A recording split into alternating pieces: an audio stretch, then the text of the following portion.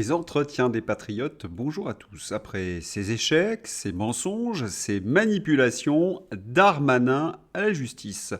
Pour abuser une fois de plus les gogos. Avant de répondre à cette question et traiter de nombreux sujets d'actualité, connaissez la coutume sur cette chaîne, je commence toujours mon entretien par remercier ceux qui m'ont permis justement de le produire, car ils m'ont financé à l'aide des merci rémunérateurs. Et aujourd'hui sont à l'honneur des fidèles parmi les fidèles, un Mister Guili Guili, Rambard, Jean-Pierre Rix, Nono Broquet, GDX, Philippe Bohen et ma chère Anissé. Merci à eux du fond du cœur. Et puis je tenais à vous remercier pour votre fidélité. Oui, il faut aider la réinformation. Comment faire? Lever le petit pouce, écrire de gentils messages et diffuser sur d'autres réseaux sociaux. Darmanin, superstar dans la presse. Garde à vue de 72 heures en cas de violence sexuelle aggravée, opération place nette dans les prisons, les nouvelles annonces de Gérald Darmanin. Invité sur le journal de TF1, le nouveau garde des Sceaux a également dit vouloir que les peines de prison soient prononcées et immédiatement exécutées. Les commentateurs proches de la droite sur CNews tombent en pâmoison. Voilà l'homme qu'il nous faut, braille-t-il. Une seconde, ont-ils la mémoire d'un poisson rouge? Parce que j'ai l'impression qu'on ne parle pas du même. Est-ce qu'on parle de Gérald Darmanin, ex-sinistre de l'Intérieur? J'y reviendrai. Et puis, ont-ils conscience que Gérald Darmanin peut promettre la Lune, puisque le gouvernement Bayrou a une durée de vie très limitée? Car enfin, Bayrou risque de ne pas dépasser février. J'ai l'impression qu'ils nous refont la com sécuritaire afin de passer des mesures européistes de la pire espèce et des hausses d'impôts. Car ça sera que de la com, j'en donnerai les raisons dans un instant. Enfin, depuis 30 ans, un ministre de l'Intérieur ou de la Justice arrive et nous explique qu'il va tout changer. Ils sont d'ailleurs presque tous de l'UMPS, voire dans ce gouvernement. Sarkozy, Valls, Retailleau, Darmanin, et puis rien, ou si. Cela empire. Gabriel Attal nous avait fait le coup à l'éducation nationale. Il a annoncé des mesures fortes pour soigner son image de droite. Et après, aucune mesure n'a été adoptée. Il est parti à Matignon. Voilà, Darmanin, de la com et des effets d'annonce pour abuser une fois de plus les esprits fragiles. Car enfin, Darmanin est le spécialiste de la manipulation et du mensonge, qu'il soit d'ailleurs ministre de la Justice, est un scandale en soi. Il faudrait peut-être rafraîchir la mémoire de certains. Eh bien, allons-y. Darmanin annonce 745 voitures brûlées pour le 1er janvier 2024, soit une baisse de 10% par rapport au 1er janvier 2023. Mais le 1er janvier 2023, il annonçait 690 voitures brûlées. Le nain Darmanin, élève d'Emmanuel Macron, transforme ses échecs en succès par des mensonges frontaux. On rappelle également qu'il s'était vanté sur tous les plateaux de télévision des succès de sa politique à l'intérieur. La criminalité baissée avait-il fanfaronné? La réalité avec Amaury Brelet. Les premiers chiffres annuels de la délinquance pour 2023 sont tombés. Quasiment tous les indicateurs des violences sont en hausse. Près de 1000 agressions par jour en moyenne. Depuis 2017, la progression des seuls coups et blessures volontaires a atteint 63%. Pour mieux visualiser le schéma de Marc Vanguard. 3 fois plus d'agressions sous la présidence d'Emmanuel Macron que sous le gouvernement Jospin. C'est un véritable fiasco pour Gérald Darmanin. Dans une démocratie, avec un tel bilan, Darmanin aurait dû aller se cacher au fin fond de l'Amérique latine. Et un mot explique ses échecs et l'augmentation des crimes et délits. Narco-État. La France devient petit à petit un narco-État. La guerre contre les stupéfiants est, selon certains magistrats, peut-être déjà perdue. Selon moi, Philippe de Villiers, elle n'est pas menée. La culture du déni doit cesser. Oui, on y reviendra dans un instant. Mais il faut comprendre ce que cela signifie narco-État au quotidien. Ce sont des points de deal, autrement dit des zones de non-droit contrôlées par les dealers dans les cités ou ailleurs, avec barrage de jeunes à capuche. Du vacarme à toute heure de la nuit, des insultes, des menaces, des agressions, des fusillades, des affrontements entre bandes à grands coups de couteau. L'enfer, et les honnêtes gens de ces zones se tairent. Et les responsables politiques ne font strictement rien. Mieux, ils mentent comme Gérald Darmanin en nous expliquant que tout va pour le mieux. Des enfants privés de cantine à cause du trafic de stupéfiants devant leur école. Des enfants de maternelle bloqués dans leur école parce que le trajet vers la cantine traverse un point de deal. On se croirait au Mexique. Mais c'est la France de 2024 de Gérald Darmanin. Voilà où mène le laxisme. Zone de non-droit, dealer roi. On glisse vers un narco-État sous les yeux du gouvernement. Voilà le bilan de Gérald Darmanin. Et vous connaissez tous ces politiques. Lorsqu'un fait vient remettre en cause leur propagande, ils perdent un petit peu leurs moyens.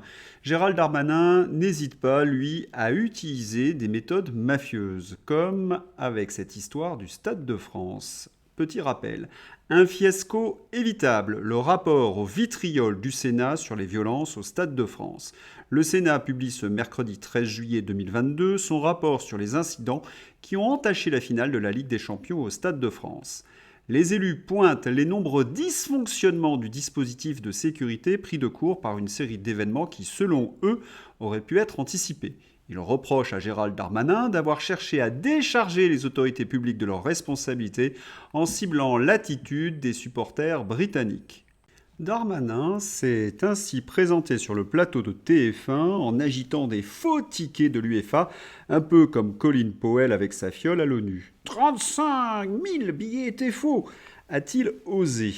Espérait-il ainsi capitaliser sur la xénophobie anti-rosbif ? C'était complètement débile, parce qu'il a juste provoqué un incident diplomatique et pour lui ce fut une très grosse humiliation. Il a dû s'excuser en effet quelque temps après pour son énorme bobard, selon le directeur général de l'UEFA Evans, qui s'est exprimé devant le Sénat mardi 21 juin 2022. Autour de 2600 billets apportés au tourniquet du Stade de France lors de la finale de la Ligue des Champions le 28 mai dernier étaient faux, battant ainsi en brèche les chiffres avancés par le ministre de l'Intérieur, Gérald Darmanin. L'UEFA, qui a débuté son enquête sur le fiasco sécuritaire de la finale de la Ligue des Champions, a évoqué mardi 21 juin un chaos lié à des causes multiples au Stade de France, démontant devant le Sénat les chiffres de faux billets avancés par les autorités françaises.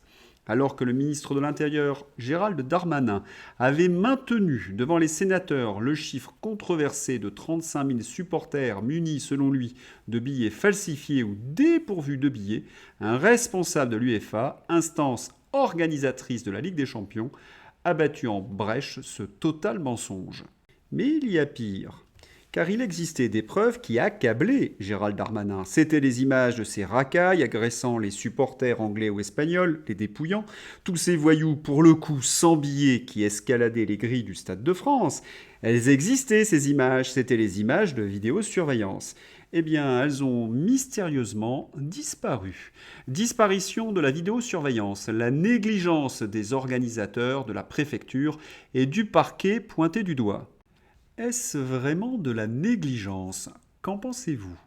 Et ce qu'il y a d'affligeant, c'est que seuls les médias anglais ou espagnols ont diffusé les images de ce qui s'est réellement passé au Stade de France, toutes ces agressions. Encore une fois, les médias aux ordres ont été complices de Gérald Darmanin. Autre dossier scandaleux sur Gérald Darmanin, ses relations avec les femmes.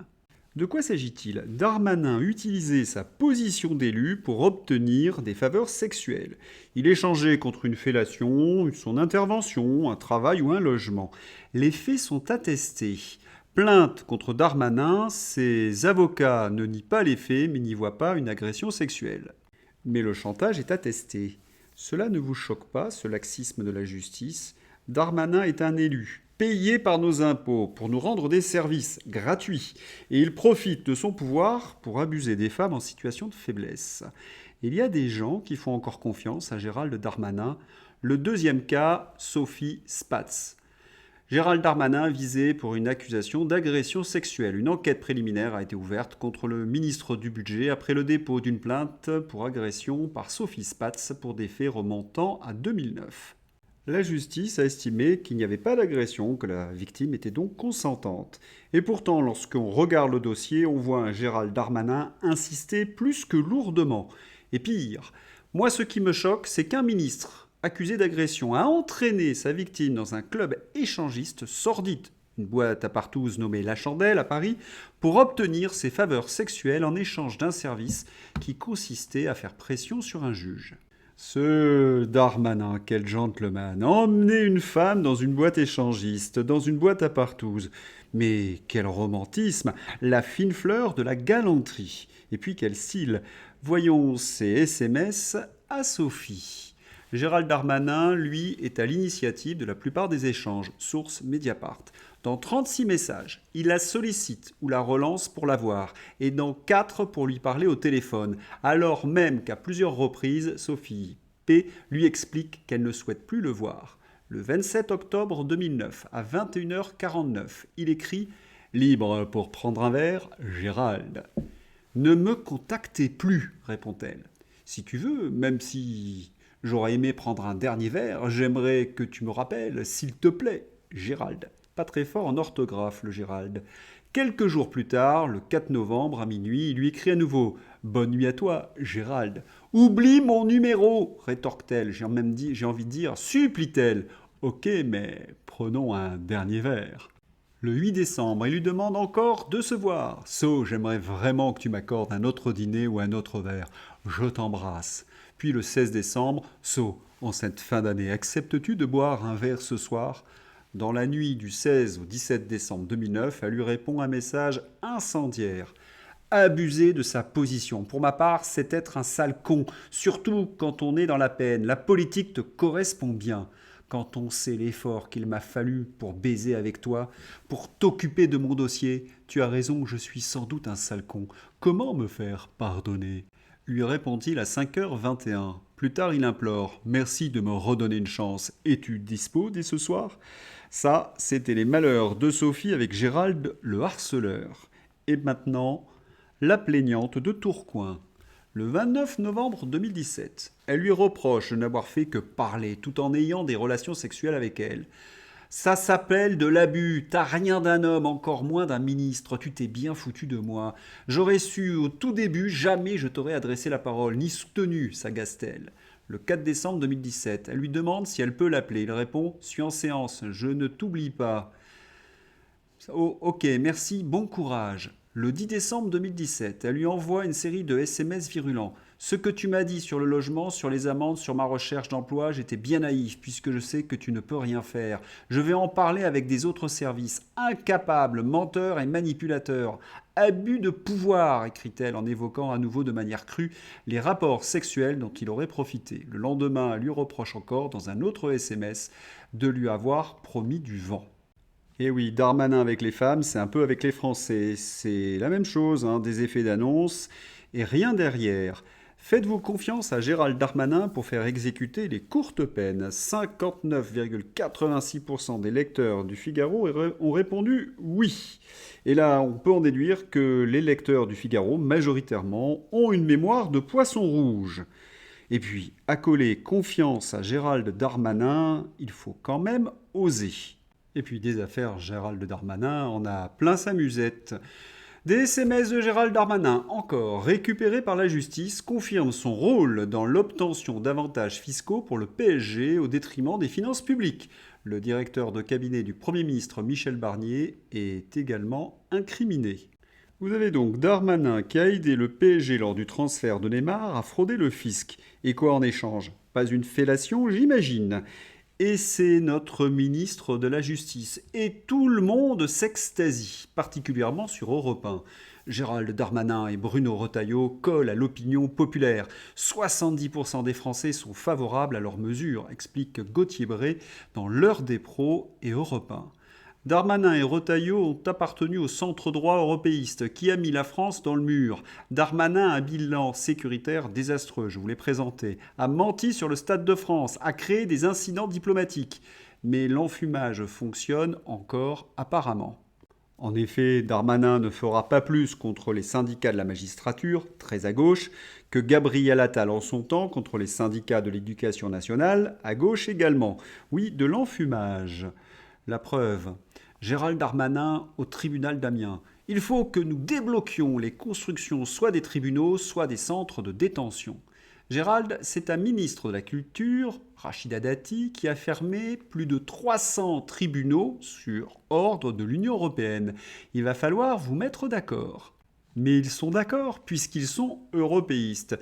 Il faut rétablir quelques vérités sur la délinquance et sur l'immigration. Henri Guénaud s'y est collé.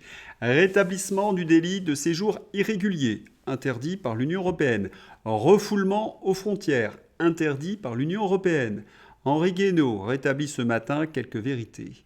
On se tue à l'expliquer face à ceux qui promettent d'arrêter l'immigration massive tout en restant dans l'Union européenne. Gros mensonge. Pour arrêter toute cette folie, pour reprendre le contrôle du pays, une seule et unique solution, sortir de l'Union européenne, briser nos chaînes, Frexit. Philippe Murer sur le même sujet.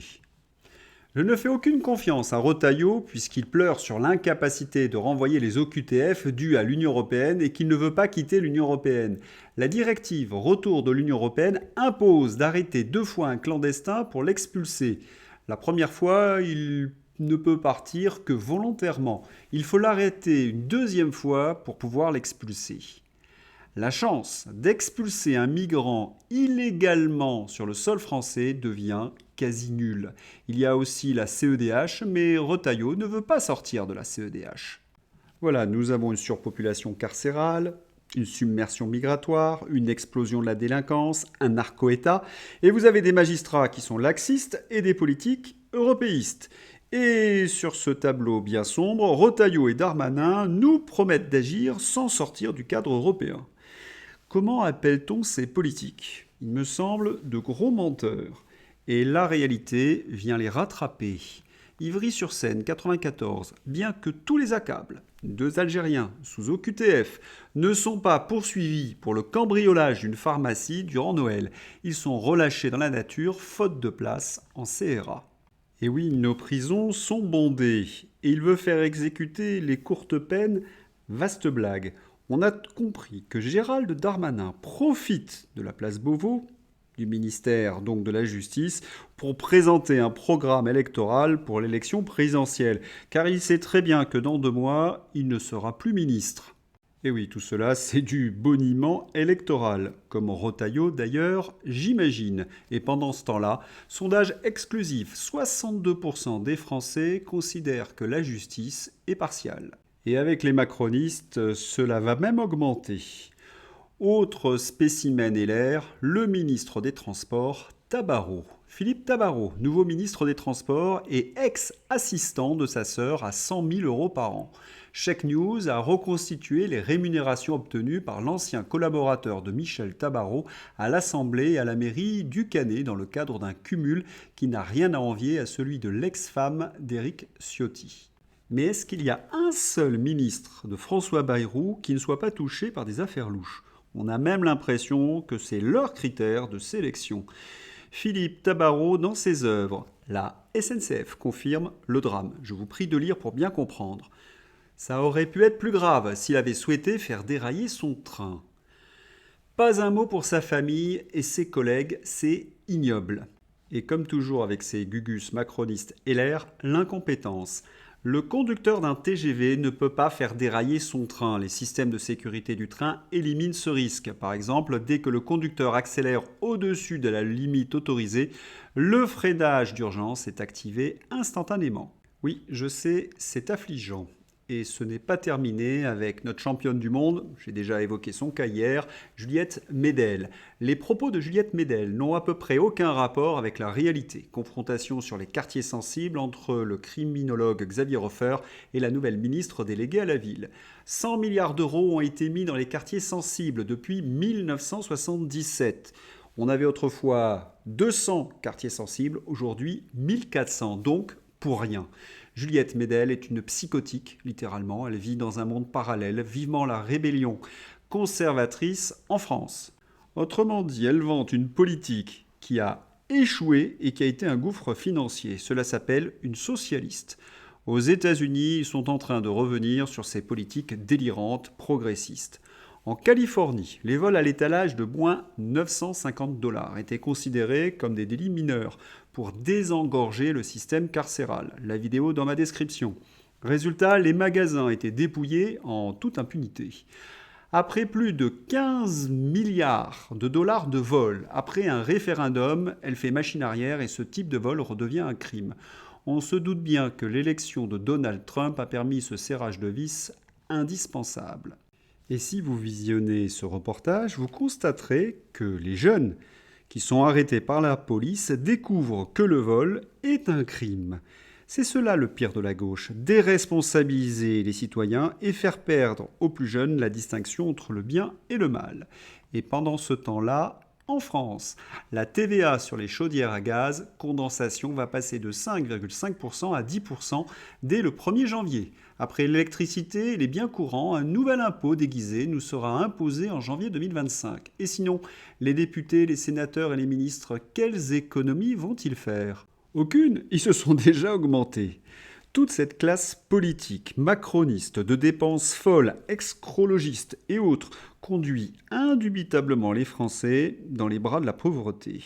Et vous avez des chefs étoilés comme Thierry Marx qui pleurnichent parce que 20 restaurants français par jour ferment leurs portes. Et ça, c'est un signe d'appauvrissement évident. Quelle est sa solution ? Des tickets de rationnement. Couper le chauffage l'hiver. Et maintenant, les tickets de rationnement. Quand on dit que sous Macron, cela nous rappelle l'occupation, il y a quand même quelques points communs. François Asselineau, le mot France disparaît de 44 radios locales de Radio France et de France 3.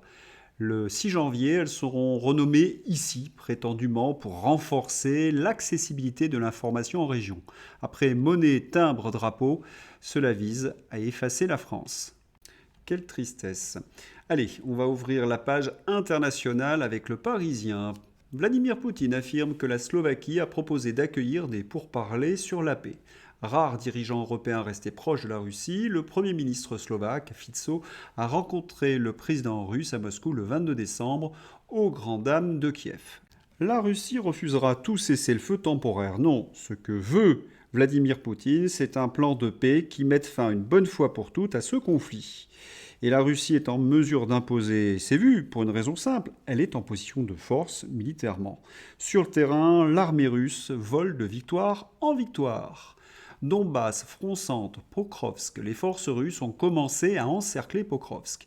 C'est la tactique opérationnelle adoptée par le commandant du groupe centre, le général Andrei Mordvitchev, couvrir l'objectif de tous côtés, couper ses communications, lancer un assaut rapide. Voilà, je ferai le point de la situation militaire avec Xavier dimanche. C'est l'heure d'ouvrir la page Fantaisie. Rappelez-vous, en l'an 2000, la neige ne sera pour nous qu'un souvenir. 2024, décembre, avalanche, voici les 6 départements placés en vigilance jaune ce vendredi. Rappelez-vous, 2023, gestion de l'eau. Comment faire face aux sécheresses à venir ? Il faudra taxer l'eau. 2024, pluie record à Paris en 2024. Depuis l'automne 2023, la France a renoué avec un temps humide. Cette tendance s'est affirmée davantage en 2024. À l'échelle de Paris, il s'agit de l'année la plus humide jamais observée, dépassant les records de 1965. Mayotte. On va faire quoi de cette farine ? À Mayotte, la députée du Rassemblement national critique les colis alimentaires. Maxime Bernard. Il y a eu un petit retard sur ce colis. Ce n'est pas de la farine. Merci de le renvoyer à l'Élysée. Bien joué, Maxime Bernard. Pédiavenir insolite, site parodique. Un Français découvre qu'il a reçu 8 parfums et 15 gels douche pour Noël. Je pense qu'il y a un message derrière tout cela. Avec les escrologistes, bientôt du lait de cafard au petit déjeuner, une équipe internationale de scientifiques a peut-être découvert un aliment du futur. Le Diploptera punctata produit un lait très nutritif. Miam miam. Agnès Pannier-Runacher. Quand il n'y a plus rien dans mon frigo, je l'éteins. Quand il n'y a plus rien dans mon cerveau, je deviens ministre. Allez, on termine par Tony Estanguet. Le 12 décembre dernier, lors du dernier conseil d'administration du comité d'organisation de Paris 2024, ses membres ont voté majoritairement pour que son président, Tony Estanguet, reçoive une indemnité de sortie. Cette prime serait de 300 000 euros. Tu m'étonnes qu'il n'y avait plus d'argent pour payer les bénévoles. Et en plus, ça ne respecte pas les statuts de la loi de 1901. J'espère que vous avez apprécié cet entretien. Je vous souhaite un excellent week-end. À bientôt. Au revoir.